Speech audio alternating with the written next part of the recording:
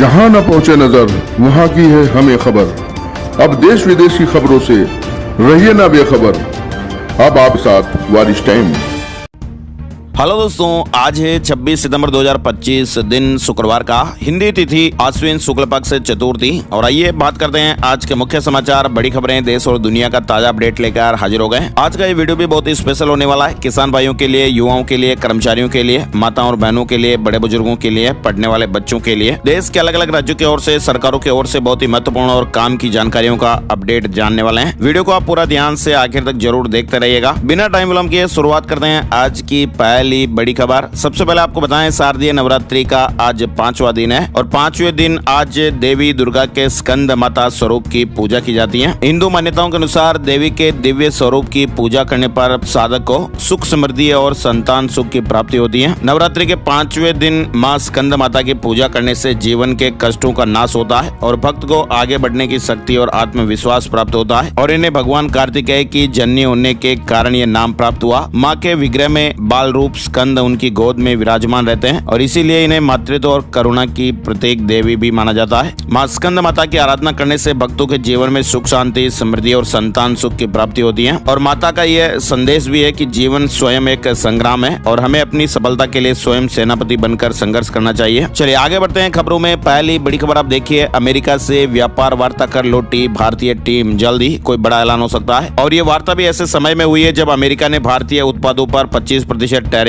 और 25% अतिरिक्त पेनल्टी लगा दी थी। और इसके अलावा अचानक H-1B वीजा शुल्क को $1 लाख तक बढ़ाने का फैसला भी भारतीय IT उद्योग के लिए एक बड़ी चिंता का विषय बन गया है। यानी भारत और अमेरिका के बीच प्रस्तावित व्यापार समझौते को लेकर न्यूयॉर्क में हुई महत्वपूर्ण बातचीत के बाद भारतीय टीम वापस लौट आई है। वाणिज्य एवं उद्योग मंत्री पीयूष गोयल, जिन्होंने टीम का नेतृत्व किया, शुक्रवार को वापस आएंगे। साथ ही आप देखिए, पूरी दुनिया में ज्यादा रोबोट अकेले चीन में काम कर रहे हैं। संख्या में अमेरिका से कई गुना ज्यादा है। यानी चीन रोबोटिक के क्षेत्र में तेजी से प्रोग्रेस कर रहा है, प्रगति कर रहा है। किसी भी अन्य देश की तुलना में ये तेजी से फैक्ट्री रोबोट बना रहा है और उन्हें स्थापित भी कर रहा है। वैसे आपको बताएं, गुरुवार को जारी एक रिपोर्ट के अनुसार पिछले साल ही चीनी कारखानों में 20 लाख से ज्यादा रोबोट काम कर रहे थे। वहीं अमेरिकी कारखानों ने केवल अभी तक 34,000 रोबोट स्थापित किए हैं। यानी चीन में रोबोट ने काम करने की संख्या के मामले में बड़ी प्रगति की है। चीनी कारखानों में ज्यादा से ज्यादा रोबोट काम कर रहे हैं। साथ ही आप देखिए, यूके देगा फ्री में वीजा और चीन लाया के वीजा। H-1B पर डोनाल्ड ट्रंप के फैसले के बाद भारतीयों को अब दूसरे देश लुभाने में जुटे हुए हैं। H-1B वीजा संकट के बीच चीन और ब्रिटेन ने वैश्विक प्रतिभाओं के लिए अपने द्वार खोल दिए हैं। चीन जहां अगले महीने से नए रोजगार वीजा को शुरू करने की तैयारी कर रहा है, वहीं ब्रिटेन सरकार भी वीजा शुल्क माफी पर विचार कर रही है। चीन ने के वीजा नामक नए वर्क परमिट की घोषणा की है। के वीजा 1 अक्टूबर से प्रभावी हो जाएगा। फाइनेंशियल टाइम्स की एक रिपोर्ट के अनुसार ब्रिटेन सरकार वैश्विक प्रतिभाओं को आकर्षित करने के लिए वीजा शुल्क माफी पर भी विचार कर रही है। और बड़ी खबर आप देख सकते हैं, पीएम मोदी ने कहा कि देश में चिप से लेकर सिप तक बनाएंगे, किसी पर निर्भर रहना अब मंजूर नहीं। नोएडा में इंटरनेशनल ट्रेड शो का उद्घाटन किया। पीएम मोदी ने नोएडा में इंडिया एक्सपो मार्ट में गुरुवार को यूपी इंटरनेशनल ट्रेड शो का शुभारंभ किया। पीएम मोदी ने कारोबारियों से कहा कि हम चिप से सिप तक भारत में बनाना चाहते हैं, इसलिए अपना बिजनेस मॉडल ऐसा बनाइए जो आत्मनिर्भर भारत को मजबूती देता हो। और बदलती हुई दुनिया में जो देश जितना ज्यादा दूसरों पर निर्भर रहेगा, उसकी ग्रोथ उतनी कॉम्प्रोमाइज रहने वाली है। इसलिए भारत को अब किसी पर भी निर्भर रहना मंजूर नहीं है। भारत को आत्मनिर्भर बनाना होगा। पीएम मोदी ग्रेटर नोएडा में Uttar Pradesh international trade show 2025 का उद्घाटन करने के बाद राजस्थान के बांसवाड़ा पहुंचे, जहां पर उन्होंने कई परियोजनाओं को शिलान्यास और उद्घाटन किया। राजस्थान के बांसवाड़ा से पीएम मोदी ने 1,22,100 करोड़ रुपए की कई विकास परियोजनाओं का शिलान्यास और उद्घाटन किया है।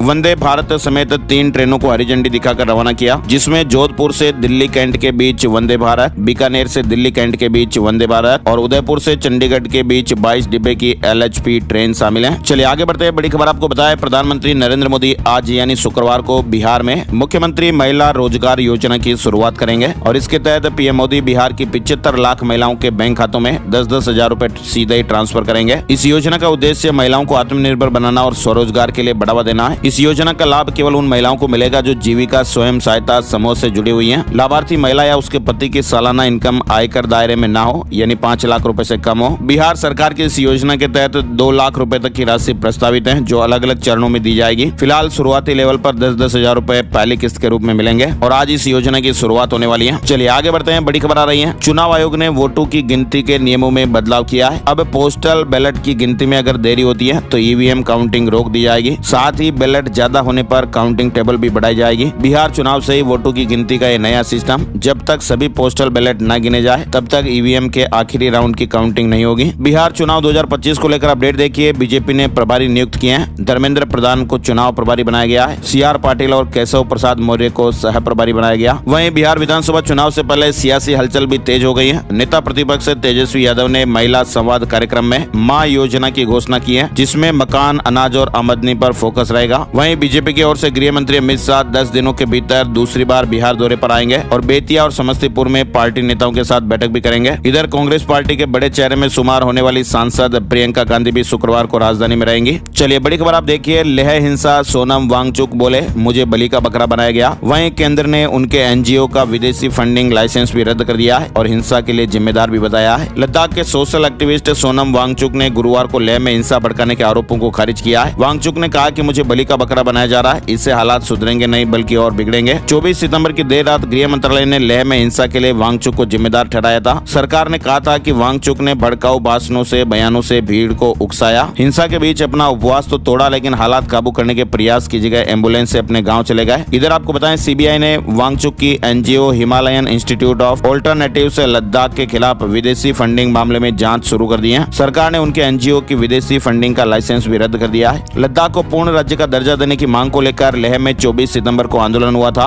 और इस दौरान हिंसा में 4 लोगों की जानें चली गई थी। 80 से ज्यादा आंदोलनकारी और 30 सुरक्षा कर्मी भी घायल हो गए थे। सीबीआई वांगचुक के एनजीओ के अकाउंट्स की जांच कर रही है। वहीं बड़ी खबर देखिए आप, राजस्थान के जैसलमेर में बॉर्डर से पकड़ा गया पाकिस्तानी जासूस आईएसआई को सेना से जुड़ी सूचनाएं भेज रहा था। ऑपरेशन सिंदूर के दौरान भी जानकारियां दी थी, ऐसे अपडेट आ रहे हैं। राजस्थान की सीआईडी इंटेलिजेंस ने जैसलमेर में बॉर्डर से पाकिस्तानी जासूस हनीफ खान को गिरफ्तार किया है। हनीफ खान भारत पाक अंतर्राष्ट्रीय सीमा के पास बाहल गांव में रह रहा था। चलिए आगे बढ़ते हैं, बड़ी खबर। जातिगत सर्वे पर रोक लगाने से इंकार, कर्नाटक हाई कोर्ट का पिछड़ा वर्ग आयोग को गोपनीयता बनाए रखने के निर्देश दिए हैं। कोर्ट ने कहा कि एकत्र किए गए आंकड़ों का खुलासा किसी भी व्यक्ति के साथ नहीं किया जाएगा। पिछड़ा वर्ग आयोग को यह सुनिश्चित करना होगा कि जानकारी पूरी तरह से सुरक्षित रहे और उसे गोपनीय बनाए रखा जाए। बड़ी खबर देखिए, सुप्रीम कोर्ट ने बड़ा फैसला सुनाया। बेटे को संपत्ति से बेदखल किया जा सकता है, माता पिता की जिम्मेदारी पर जोर दिया। सुप्रीम कोर्ट ने एक मामले की सुनवाई करते हुए बड़ा फैसला सुनाया है। कोर्ट ने कहा कि माता पिता और वरिष्ठ नागरिकों के भरण पोषण एवं कल्याण अधिनियम 2007 के तहत गठित न्यायाधिकरण को माता पिता की संपत्ति से उनके बच्चे को बेदखल करने का आदेश देने, पारित करने का अधिकार है। यानी सुप्रीम कोर्ट ने साफ साफ कहा कि माता पिता के भरण पोषण की जिम्मेदारी का पालन नहीं किए जाने पर उनके बच्चे को उनकी संपत्ति से बेदखल किया जा सकता है। देखभाल और सुरक्षा और दूरदर्शा को दूर करना मकसद है। चलिए बड़ी खबर आप देखिए, नेपाल में अब 16 साल के युवा वोट कर पाएंगे। पीएम सुशीला कार्की ने बड़ा ऐलान किया है। विदेशों में रह रहे नागरिकों से भी वोट देने की अपील की है। नेपाल की पीएम सुशीला कार्की ने कहा कि 5 मार्च 2026 तक शांतिपूर्ण और निष्पक्ष चुनाव कराने का लक्ष्य है। तेलंगाना में स्थानीय निकायों में लागू होगा 69% आरक्षण। खुद सीएम रेवंत रेड्डी ने इस बात का ऐलान किया है। उन्होंने अपने तमिलनाडु के अपने समकक्ष एमके स्टालिन की तारीफ करते हुए कहा कि ये पहल तमिलनाडु की नीतियों से प्रेरित है। रेवंत रेड्डी ने कहा कि इस आरक्षण में से 42% आरक्षण ओबीसी के लिए और 27% एससी और एसटी के लिए रखा गया है। टीम इंडिया एशिया कप के फाइनल में बांग्लादेश को 41 रन से हरा दिया है। अभिषेक ने 50 भी लगाई। पाकिस्तान ने बांग्लादेश को 11 रन से हरा दिया है और फाइनल में अब भारत से खिताबी टक्कर होने वाली है। चलिए बड़ी खबर देखिए, देशद्रोह मामले में रामपाल को झटका लगा है। हिसार कोर्ट ने जमानत याचिका खारिज कर दी है। वहीं देखिए, फ्रांस के पूर्व राष्ट्रपति निकोलस सरकोजी को 5 साल जेल, 92 लाख का जुर्माना। फ्रांस के पूर्व राष्ट्रपति निकोलस सरकोजी को पेरिस की एक अदालत ने गुरुवार को आपराधिक साजिश, क्रिमिनल कॉन्स्पिरेंसी के आरोप में 5 साल जेल की सजा सुनाई है। साथ ही आप देखिए, दिल्ली यौन शोषण केस, छात्राओं को आई लव यू मैसेज भेजा,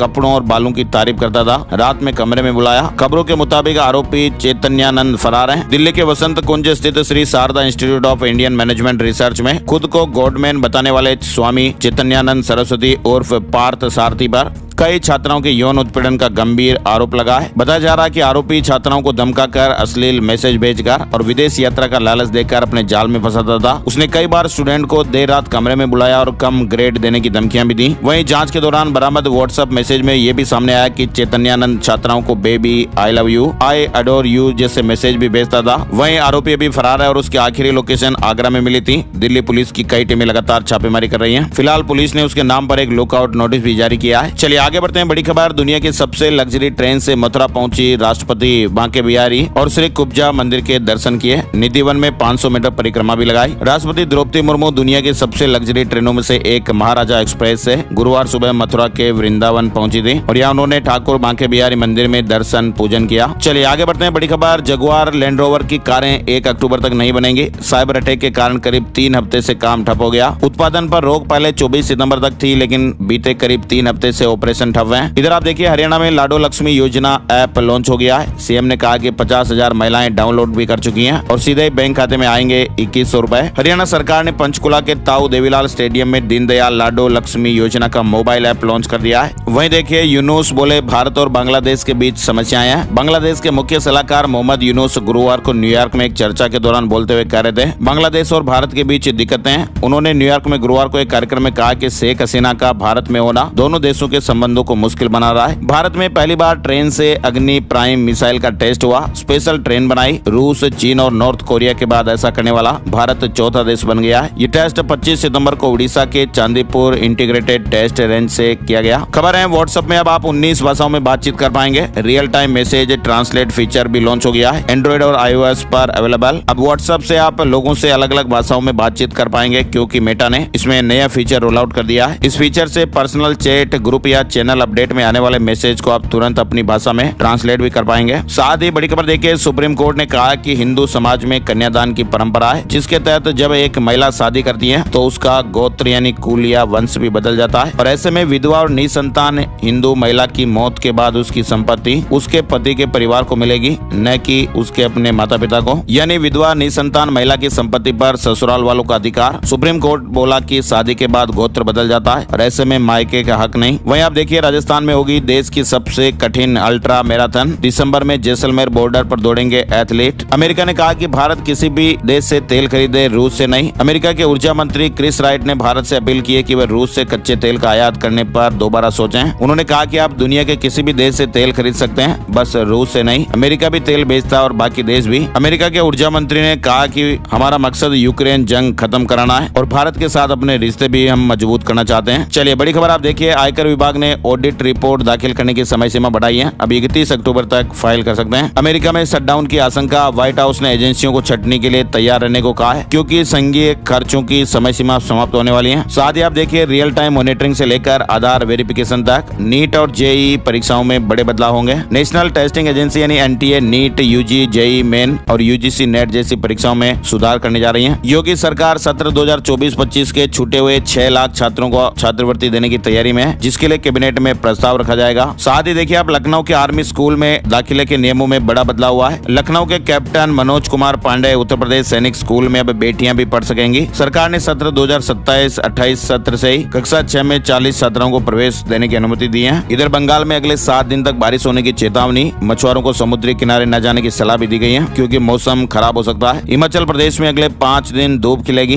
तापमान में भी बढ़ोतरी हुई है। 2-3 दिन में पूरी तरह मानसून वापस हो जाएगा। साथ ही राजस्थान में भी आप देखिए, बांसवाड़ा और झालावाड़ को छोड़कर पूरे राजस्थान से मानसून लौट गया है और 3 दिन में मध्य प्रदेश से भी विदाई संभव है। बड़ी खबर, हिंदुस्तान एरोनॉटिक्स को 97 तेजस फाइटर जेट का ऑर्डर। केंद्र ने 62,000 करोड़ की डील साइन की है। वहीं अजीज प्रेमजी ने कहा कि विप्रो के अंदर ट्रैफिक की परमिशन नहीं, ये निजी संपत्ति। दरअसल कर्नाटक सीएम ने कहा था कि सड़क पर भीड़, अंदर का रास्ता खोलें। विप्रो कंपनी के फाउंडर अजीज प्रेमजी ने कर्नाटक सीएम सिद्धारमैया के उस प्रस्ताव को ठुकरा दिया है, जिसमें बेंगलुरु में कंपनी के अंदर वाली रोड को आम पब्लिक के लिए खोलने की परमिशन मांगी गई थी। प्रेमजी ने बुधवार को सिद्धारमैया को लेटर भेजकर ये जानकारी दी। उन्होंने लिखा कि कंपनी हमारी निजी संपत्ति है और इसे सार्वजनिक नहीं किया जा सकता। इसमें सुरक्षा से जुड़े कुछ मुद्दे भी शामिल हैं। चलिए बड़ी खबर आप देखिए, मालेगांव ब्लास्ट केस में बरी लेफ्टिनेंट कर्नल प्रसाद श्रीकांत पुरोहित को कर्नल के पद पर प्रमोशन मिल गया है। ये प्रमोशन उन्हें 17 साल के लंबे इंतजार के बाद मिला। जबरन नसबंदी केस में डेनमार्क के प्रधानमंत्री ने माफी मांगी है। 60 साल पहले महिलाओं को जबरदस्ती गर्भ निरोधक डिवाइस लगाई गई थी। साथ ही आप देखिए, रिलायंस देश भर में इंटीग्रेटेड फूड मैन्युफैक्चरिंग फैसिलिटी बनाएगी। आरसीपीएल ने सरकार के साथ 40,000 करोड़ का समझौता किया है। उत्तराखंड के पूर्व कांग्रेस प्रदेश अध्यक्ष गणेश गोदियाल पहुंचे बेगूसराय। कहा कि 25 लाख तक का होगा मुफ्त इलाज। इंडिया गठबंधन की सरकार बनते ही गरीब परिवारों को उद्योग के लिए 2 लाख तक की सहायता।